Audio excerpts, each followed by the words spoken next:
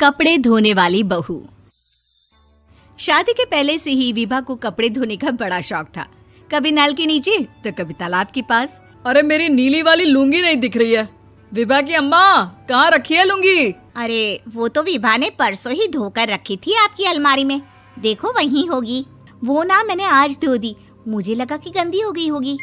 अरे कैसे गंदी हो गई थी? उसे तो मैंने पहना भी नहीं। हे भगवान, इस लड़की के कपड़े धोने की आदत से परेशान हो गया हूँ मैं। जितना तो घर में राशन नहीं आता, उससे कहीं ज्यादा डिटर्जेंट पाउडर का खर्चा है। इसकी शादी करवा दो, शादी जाए अपने घर में ही करे काम, फिर चाहे घर के कपड़े धोने हो या पूरे गांव के।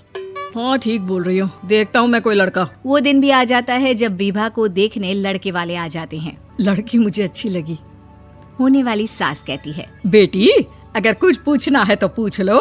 वैसे तो हमारी लड़की बहुत ही शर्मीली है, जो बोल दो वो मान लेती है, इसे क्या पूछना होगा। अरे कैसी बात कर रही हो माँ, मुझे इन लोगों के घर रहना है, सवाल तो कई है। हाँ हाँ बेटा, पूछ लो ना, क्या पूछना है। आप लोगों के घर कपड़े कौन धोता है? सास का मुंह बन जाता है। देखो, अगर तुम ये कहना चाहती हो कि तुम्हें कपड़े धोने नहीं आते तो सुन लो, कपड़े मैं ही धोती हूँ, लेकिन तुम्हारे आ जाने के बाद मैं रुमाल तक नहीं धोऊंगी। अरे चुप रहना भाग्यवान, बहू बेचारी घर आई नहीं, उसे डराना शुरू कर दिया। वो क्या है ना बिटिया, अभी तक तो ये कल्लू की माँ ही धोती थी, लेकिन अब तुम्हारे पापा तो दहेज में वॉशिंग मशीन देंगे ही।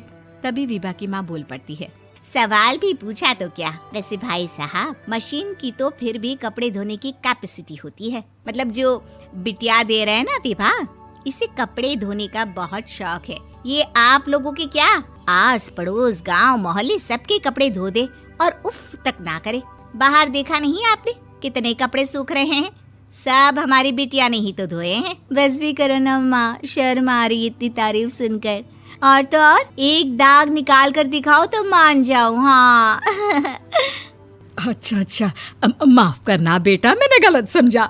हमें तो रिश्ता बहुत पसंद है। और ऐसे जुड़ जाता है रिश्ता कपड़े धोने का शौक रखने वाली विभा का। उसकी शादी हो जाती है कोयला फैक्ट्री में काम करने वाले कल्लू के साथ। शादी के बाद अचानक विभा चिल्लाती हुई सास के पास आती है। सासू माँ, अरे सासू माँ कहाँ है आप? ये तो धोखा है, धोखा दिया आप लोगों ने मुझे। इसे ससुर के चक्कर के बारे में पता चल गया। अरे तो उसमें तुझे क्यों धोखा मिला है? अरे नल में पानी नहीं आता, कपड़े कैसे कब धुलेंगे? अच्छा, तू पानी नहीं आ रहा उसकी बात कर रही है। तो आपने क्या सोचा? कुछ नहीं। अच्छा, तेरी माँ ने कहा था कि कपड़े धोने का शौक है तुझे, याद आया मुझे। शौक बोलकर कपड़े धोने वाले मेरे जुनून को कम ना आके सासू माँ, कपड़ा धोना मेरा गुरूर है। तभी पति भी वहाँ आ जाता है। अभी मैंने इसे सनी देओल की फिल्म दिखाई है, उसी के डायलॉग मार रही है माँ। अच्छा सुन, साफ साफ बता रही हूँ, पानी सुबह 4 से 6 और शाम को 10 से 12 आता है, समझी? विभा टाइमिंग सुनकर हैरान हो जाती है। ये क्या भूतों का मोहल्ला है? सुबह 4 बजे उठकर कौन कपड़े धोता है? 4 बजे टंकी में पानी जाता है, फिर सारा दिन धोना ना, किसने मना किया? अरे कैसी बात कर रही हैं? 200 लीटर की टंकी में कितने कपड़े धो लूंगी मैं? सुबह ही उठ जाऊंगी मैं। अब क्या था, विभा सुबह 4 से लेकर रात के 12 बजे तक कपड़े ही धोती रहती। एक रोज सास पड़ोस से निकलकर कहीं जा रही होती है कि साथ वाली कहती है, हाँ कल्लू की माँ, जरा ये बताओ कि 2 साड़ी है, 2 ब्लाउज और एक पेटीकोट और एक नाड़े वाला लंबा कच्छा। हाँ तो? अरे तो क्या, कितना लोगी धुलाई ये बताओ। धोबन दिख रहे हैं हम क्या?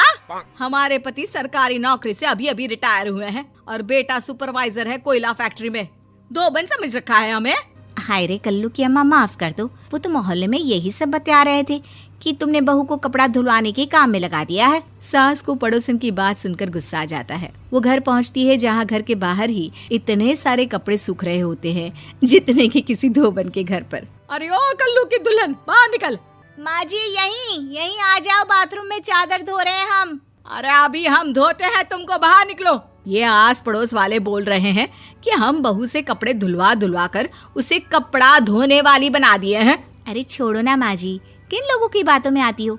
आस पास के लोगों का तो काम ही होता है कि वो किसी तरह सास बहू को लड़ा दे। बहू सारे घर के कपड़े धोती है, ये क्या कम है? बोलिए।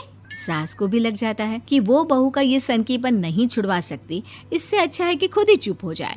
एक रोज सास और बहू मंदिर जाते हैं, जहाँ सास की साड़ी वहाँ खड़ी भीख मांगने वाली से मिलती है। माँ जी क्या बात है, आपकी साड़ी उस भिखारन से कितनी मिल रही है ना? हाँ हाँ देखो तो, दोनों की साड़ी मिल रही है। क्या बात है कल्लू की अम्मा, तुम खुद को तो अफसर की बीवी बताती हो और ऐसी सिंपल सी प्लेन साड़ी पहनकर घूमती हो। सिंपल और प्लेन नहीं है ये साड़ी। तो क्या सोने के धागे से फूल बने हैं?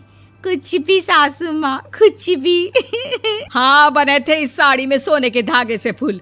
मेरे पति लेकर आए थे मद्रास से स्पेशली मेरे लिए 10,000 की। ताहे भाई साहब इस भिखारन के लिए भी सेम टू सेम साड़ी लेकर आए होंगे 10,000 की। सास उस वक्त तो कुछ नहीं कहती, लेकिन बहू के साथ घर आती है और अलमारी से एल्बम निकाल कर लाती है। ये साड़ी देख रही है, ये वही साड़ी है जिसे मैंने अभी पहना था। इस साड़ी में ये जो चमकदार फूल दिख रहे हैं ना, ये सोने के धागों से काढ़े गए हैं। लेकिन तू लोकल वॉशिंग मशीन ब्रश से घिस घिस कर सारे फूलों को निकाल कर साड़ी प्लेन कर दी। मुझे माफ कर दीजिए सासू माँ। और तो और, जब मैंने तुझे तेरी गलती के लिए कुछ नहीं कहा, लेकिन तूने तो सबके सामने मेरा मजाक ही बना दिया। क्यों? बहू को समझ में आ जाता है कि अब से उसका कपड़े धोना बंद।